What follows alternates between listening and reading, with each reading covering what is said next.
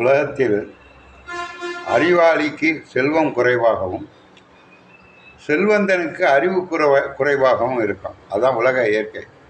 ஏன் அப்படின்னு பார்த்தீங்கன்னா, பண்டைய காலத்து புலவர்கள் ஞானிகள் எல்லாமே வறுமையில் வாழ்ந்தவங்க தான்.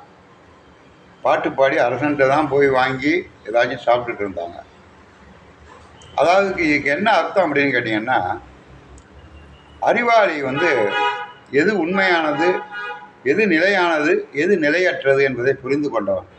செல்வம் சேர்க்கணும்னா அப்படி திருடி சம்பாதிச்சோம்னா நம்மளுக்கு ஆபத்து வரும், நம்ம ஆத்மாவுக்கு பாதிப்பு வரும் அப்படின்னு யோசனை பண்ணுவான்.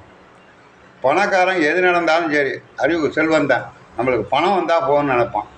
அதனாலே அவன் வசதியாக இருப்பான். இவன் எப்போதும் உண்மையை நினைத்து போராடுவதனால் ஏழையாகவே இருப்பான் அறிவாளி.